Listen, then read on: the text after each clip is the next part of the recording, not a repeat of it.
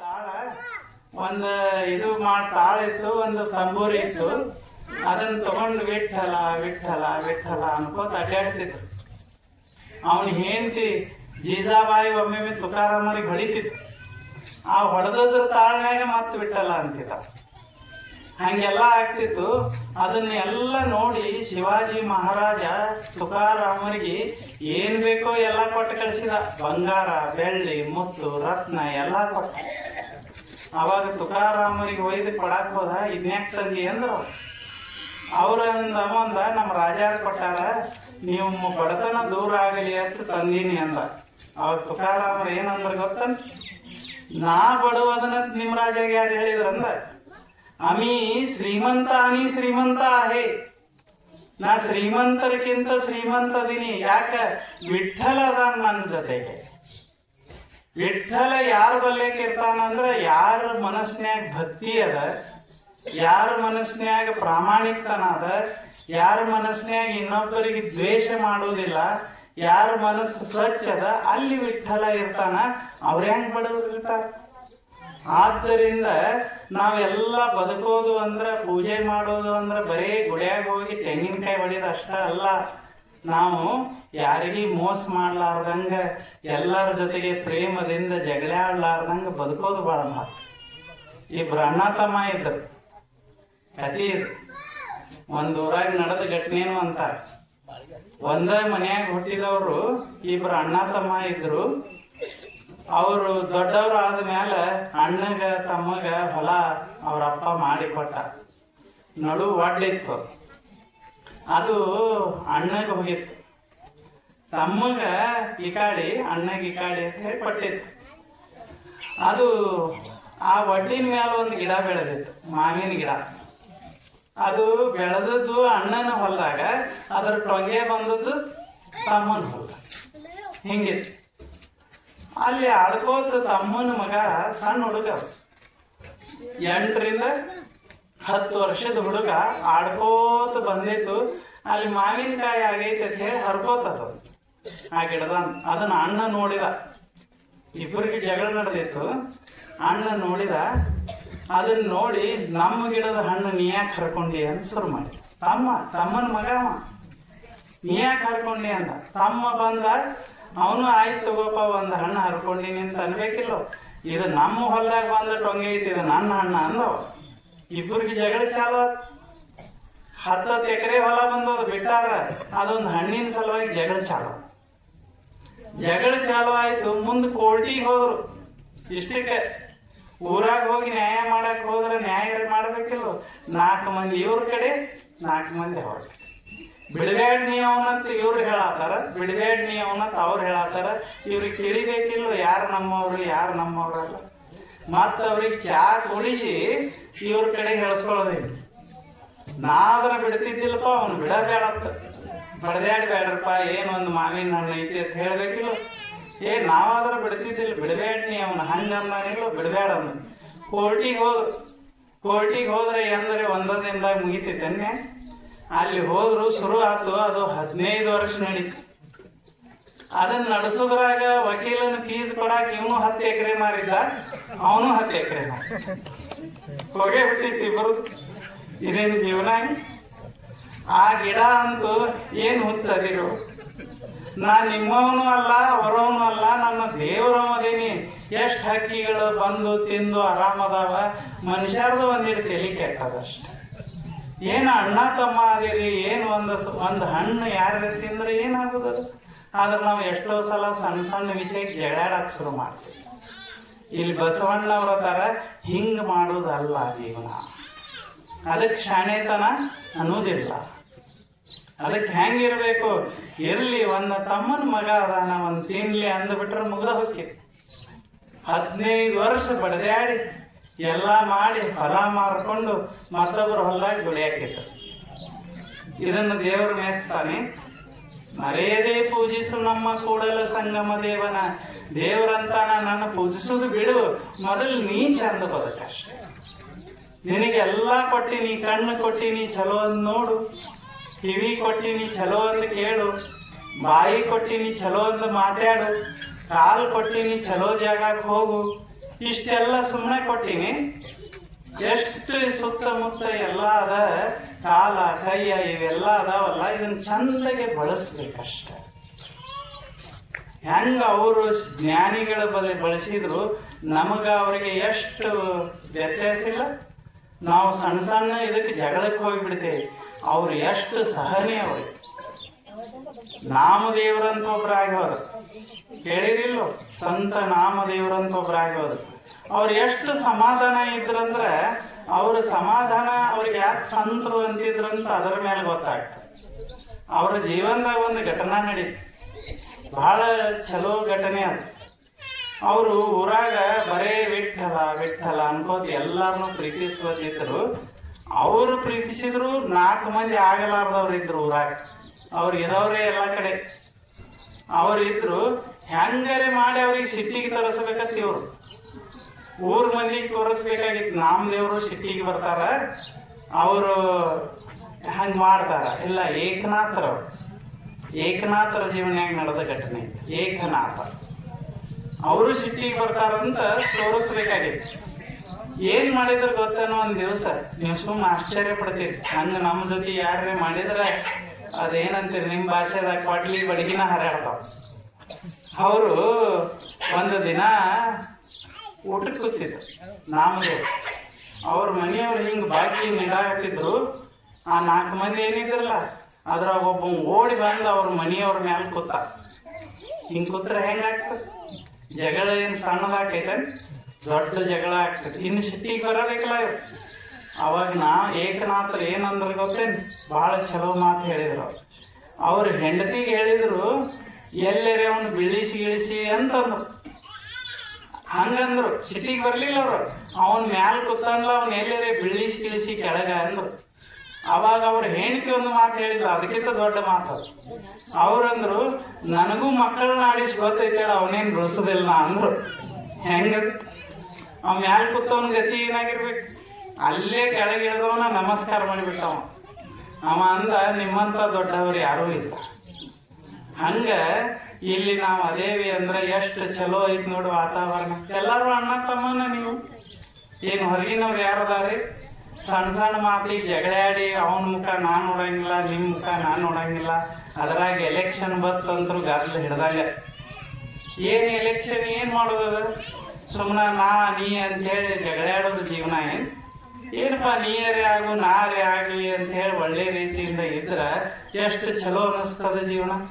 ಇಲ್ಲೇ ಒಬ್ಬರ ಮನಿ ಸಮೀಪ ಇರ್ತದ. ಪ್ರೀತಿಯಿಂದ ಇರೋದು ಚಲೋನೋ ಏನ್ ಜಗಳಾಡ್ಕೋತ ಇರೋದು ಚಲೋ? ಅದೇನು ಎದರ ಸಲುವಾಗಿ ಜಗಳಾಡ್ತೇವಿ ಏನು ಅದು ಒಂದ್ ಸ್ವಲ್ಪ ವಿಚಾರ ಮಾಡ್ಬೇಕು. ಸುಮ್ಮನೆ 4 ದಿನ ಇರ್ತೇವಿ, 1 ದಿನ ಹೋಗೋರು ಇರ್ತೇವಿ. ಜಗಳಾಡ್ಲಾರ್ದ ಚಂದಗೆ ಪ್ರೇಮದಿಂದ ಬದುಕಲಾಕ ಈ ಸತ್ಸಂಗ. ಅದನ್ನ ಹೇಳೋದೇ ಸತ್ಸಂಗ. ಅದಕ್ಕೆ ಅವ್ರು ಹೇಳಿದ್ರು ಬಸವಣ್ಣನವರು, ನೋಡಿ ಹೆಂಗ ಬದುಕಬೇಕಂತಂದ್ರ ಒಂದು ಸ್ವಲ್ಪ ಪ್ರೇಮದಿಂದ ಬದುಕ. ಯಾವುದು ಕಾಯಂ ಇರುವುದಿಲ್ಲ. ಕುರ್ಚೆ ಸಲುವಾಗಿ ಜಗಳಾಡಿದ್ರ ಯಾವ ಕುರ್ಚೆ ಕಾಯಂ ಇರ್ತದಪ್ಪ? ಯಾರು ಕಾಯಂ ಕೂತಾರ? ಈಗ ನಾವಿಲ್ಲಿ ಕೂತೇವಿ, ಎಷ್ಟೋ ತನಕ ಕುಂದ್ರು, ಭಾಳ ಅಂದ್ರೆ ಇನ್ನೊಂದು 10 ನಿಮಿಷ ಕುಂಡ್ರದು. ಇದು ನಂದ ಕಾಯಂ ಕೂತ್ರ ನೀವೆಲ್ಲ ಎದ್ದು ಹೋಗಿಬಿಡ್ತೀರಿ. ಕುಂಡ್ರತಿದ್ರೆ ಅವಾಗ ತಗೊಂಡು ಏನ್ ಮಾಡ? ಅದಕ್ಕೆ ಎಲ್ಲಾನು ಕುಂಡ್ರದು ಇಳಿದು ಬಂದಾಗ ಆದ್ರೆ ನಾವು ಹೆಂಗ್ ಬದುಕಬೇಕು? ಇಲ್ಲಿ ಪ್ರೇಮದಿಂದ ಬದುಕಬೇಕು. ಅದಕ್ಕೆ ಪೂಜೆ ಅಂತ ಕರೀತಾರೆ. ಅದ ದೇವರಿಗೆ ಬಹಳ ಇದು. ಮತ್ತ ಅದರೊಂದಿಗೆ ಮನ್ಯಾಗ ತಂದೆ ತಾಯಿ ಅಂತ ಇರ್ತಾರ, ಅವ್ರದೊಂದಿಗೆ ಸೇವಾ ಮಾಡ್ಬೇಕು. ಬರೇ ನಾವ ಅಂತಲ್ಲ. ಈಗ ನಾವಿಲ್ಲ ಇಷ್ಟೆಲ್ಲ ದೊಡ್ಡವರಾಗೇವಿ ಅಂದ್ರೆ ನಮ್ಮನ್ನ ಯಾರು ದೊಡ್ಡವ್ರು ಮಾಡ್ಯಾರ? ತಂದೆ ತಾಯಿನಲ್ಲ. ಈಗ ನೀವ ತಂದೆ ಆಗಿರ್ತೀರಿ, ನಿಮ್ ಮಕ್ಳು ಇರ್ತಾವ, ರಾತ್ರಿ ಸಣ್ಣ ಹುಡುಗರು ಇರ್ತಾವ, 8-10 ತಿಂಗಳ. ರಾತ್ರಿ 1ಕ್ಕೆ ಎದ್ರೆ ನಿಮ್ಗೆ ಸಿಟ್ಟು ಬರ್ತದೆ. ಹಂಗ ಎತ್ಕೊಂಡು ಕುಂಡಿರ್ತಾಳೆ ಇಲ್ಲೋ ತಾಯಿ. ಮತ್ತ ಈಗ ನಾವ್ ಇಟ್ಟು ದೊಡ್ಡವರಾಗ್ಯಾವಂದ್ರೆ ನಮ್ಮನ್ನು ನಮ್ಮ ತಾಯಿ ಎತ್ಕೊಂಡ ಕೂತಿರ್ತಾವ. ತನ್ನ ನಿದ್ದೆ ಕೆಡಿಸ್ಕೊಂಡು, ತನ್ನ ಊಟ ಕೆಡಿಸ್ಕೊಂಡು ನಮ್ಮನ್ನೆಲ್ಲ ನೋಡಿ ಇಷ್ಟು ದೊಡ್ಡವ್ರನ್ನ ಮಾಡ್ಯಾರಂದ್ರ ತಂದೆ ತಾಯಿ, ಅವರನ್ನು ನಾವು ನೋಡ್ಬೇಕು. ಅದು ಪೂಜೆ. ಅವ್ರನ್ನ ಎಕಾಡರೆ ನೋಡಿ ನಾ ಭಾರಿ ದೊಡ್ಡಮ್ಮ ಅಂದ್ರ ದೇವರ ಮೆಚ್ಚುವುದಿಲ್ಲ. ಇದು ಗೊತ್ತಿರ್ಲಿ. ಪೂಜೆ ಮಾಡೋದಂದ್ರ ಸುತ್ತಮುತ್ತಿನವರೊಂದಿಗೆ ಪ್ರೇಮದಿಂದಿರೋದು, ಮತ್ತು ಮನ್ಯಾಗ ದೊಡ್ಡವ್ರಂತ ಯಾರದಾರ, ಊರಾಗ ಹಿರಿಯರಂತ ಯಾರದಾರ ಅವ್ರಿಗೆ ಗೌರವ ಕೊಡ್ಬೇಕು. ಸುಮ್ಮನ ಯಾಕಾಡ್ರೆ ಹೋದ್ನಿ, ಏನ್ರಿ ತಿನ್ನಿ, ಏನ್ರಿ ಕುಡದ್ನಿ, ಕಾಯಂ ಬಾಯಾಗ ಏನ್ರಿ ಹಾಕೊಂಡ್ನಿ, ಇದೆಲ್ಲ ಏನ್ ಮಾಡೋದು? ಯಾರೇ ದೊಡ್ಡವ್ರು ಹೇಳಿದ್ರ ಆಯ್ತು ಹ್ಞೂ ಅನ್ಬೇಕು. ನೀ ಯಾವ ಹೇಳವ ಅಂದ್ರ ಇಲ್ಲ. ಈಗ ಪುಂಡಲೀಕ ಅಂತ ಆಗೋದು. ಪುಂಡಲೀಕ ಕೇಳಿಲ್ಲ? ಸಂತ ಪುಂಡಲೀಕ. ಈಗ ನೀವು ಇದಕ್ಕೆ ಹೋಗ್ತೀರಿ, ಎಲ್ಲಿ? ಪಂಡರಪುರಕ್ಕೆ. ವಿಠೋಬ ಎದ್ರ ಮೇಲೆ ನಿಂತಾನ? ಇಟ್ಟಂಗಿ ಮ್ಯಾಲ ನಿಂತಾನ. ನೋಡ್ರಿ, ಇಟ್ಟಂಗಿ ಮೇಲೆ ಯಾಕೆ ಬಂದ ಅಂದ್ರ ವಿಠಲ ಪುಂಡಲೀಕ ತಂದೆ ತಾಯಿ ಸೇವೆ ಮಾಡ್ಕೋತಿರ್ತಿದ್ದ. ಸಾಕ್ಷಾತ್ ವಿಠಲನ ಬಂದು ನಾ ಬಂದೀನಿ ಅಂದ್ರ ಅವಂದ ನಿನಕಿ ದೊಡ್ಡವ ನನ್ನ ತಂದೆ ತಾಯಿ ಅದಾರ, ಮೊದಲು ಅವ್ರ ಸೇವೆ ಮಾಡ್ತೀನಿ ಅಂದ. ಮತ್ ನಾ ಏನ್ ಮಾಡ್ಲಿ ಅಂದ ವಿಠಲ, ಕಾಯ್ಕೋತ್ ನಿಂದ್ರು ಅಂದ. ನಾ ಎದ್ರ ಮೇಲೆ ಕಾಯ್ಲಿ ಅಂದ್ರ ಒಂದು ಇಟ್ಟಂಗಿ ಬಗದ, ಇದ್ರ ಮ್ಯಾಲ ನಿಂದ್ರ ನೀ ಕಾಯ್ಕೋತ ಹೇಳಿ ಇನ್ನ ಇಟ್ಟಂಗಿ ಮೇಲ ನಿಂತಾನ. ಹೆಂಗ ಅವ್ರೆಲ್ಲಾ ಸಂತರು ದೊಡ್ಡವ್ರಾದ್ರಂದ್ರ ಇದ್ರಲಿಂದ ದೊಡ್ಡವ್ರಾದ್ರು. ಈಗ ಇಲ್ಲಿ ಇದು ಏನು ಹೆಸರು ಏನಾಗೈತಿ? ಇದು ಊರ್ದು ಕನಕಗಿರಿ. ಕನಕ ಅಂದ್ರ ಗೊತ್ತ? ಬಂಗಾರ. ಕನಕ ಅಂದ್ರ ಬಂಗಾರದ ಗಿರಿ ಅಂದ್ರ ಸಂಪತ್ತು. ಸಂಪತ್ತು ಏನು ಅಂದ್ರ ಜೀವನವೇ ಬಂಗಾರ.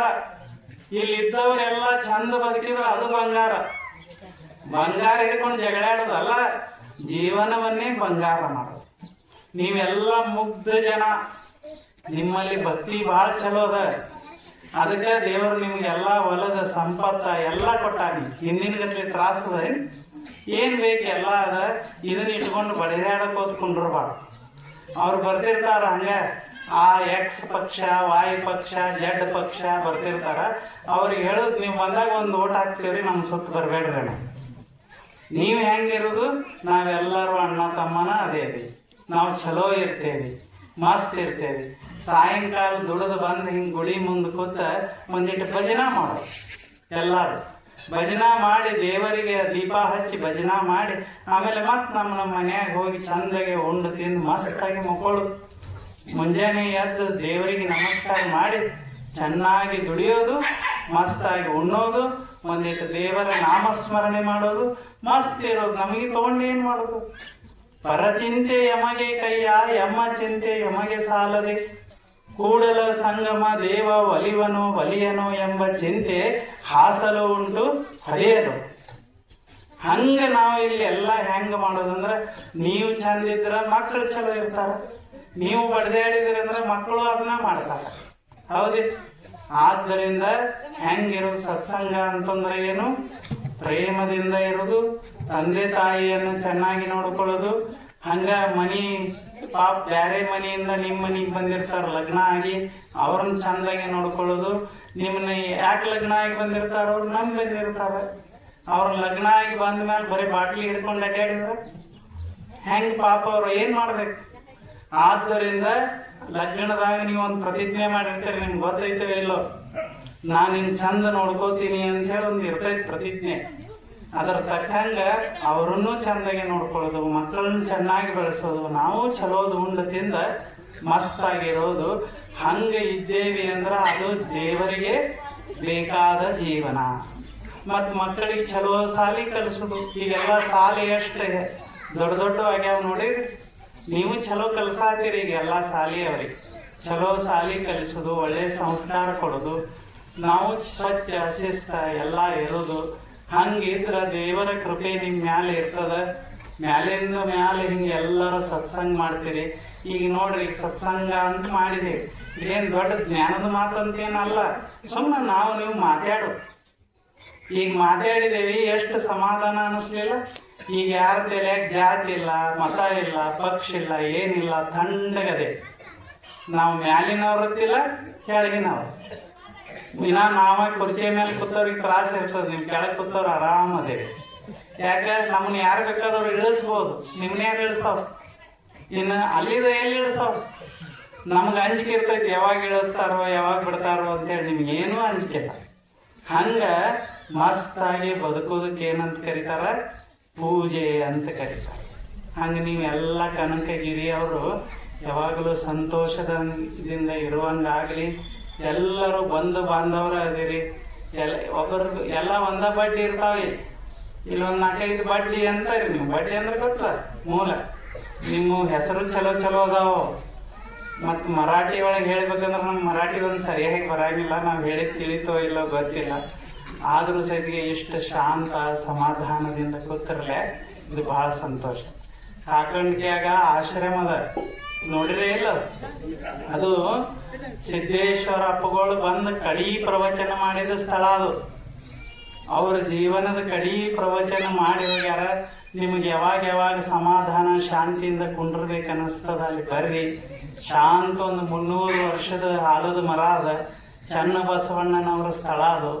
ಅಲ್ಲಿ ಶಾಂತ ಕೂತು ನಿಮ್ಗೆ ಜಪ ಮಾಡ್ಬೇಕನ್ಸಿದ್ರೆ ಒಂದಿಷ್ಟು ಜಪ ಮಾಡೋದು. ಬ್ಯಾಡ ಅಂದ್ರೆ ಥಂಡ ಕುಂಡ್ರಬೇಕನ್ಸಿದ್ರೆ ಥಂಡ ಕುಂಡ್ರದು. ಎಲ್ಲ ತಲೆಯನ್ನು ತೆಗೆದು ಮತ್ತೆ ಎಲ್ಲ ತಲೆಯಾಗ ಹಾಕೊಂಡು ಬರೋದಲ್ಲ, ಅಲ್ಲಿ ಎಲ್ಲ ಬಿಟ್ಟು ಮಸ್ತ್ ಶಾಂತ ಕೂತ ಯಾವಾಗ ಈ ಕಡೆ ಮತ್ತೆ ಬರ್ಬೇಕನ್ನಿಸ್ತದ ಬರೋದು. ಹಂಗೆ ಯಾವಾಗಲೂ ಇರೋ 4 ದಿನದ ಜೀವನ ಸಂತೋಷ ಶಾಂತಿಯಿಂದ ಕಳೆಯುವಂಗಾಗಲಿ. ಭಗವಂತನ ಆಶೀರ್ವಾದ ನಿಮ್ಮೆಲ್ಲರ ಮೇಲೆ ಯಾವಾಗಲೂ ಇರಲಿ. ನೀವು ಸಂತೋಷದಿಂದ ಸಮೃದ್ಧಿಯಿಂದ ಇರಲಿ ಅಂತ ಪ್ರಾರ್ಥಿಸಿ ತಮ್ಮೆಲ್ಲರಿಗೆ ನಮಸ್ಕಾರ.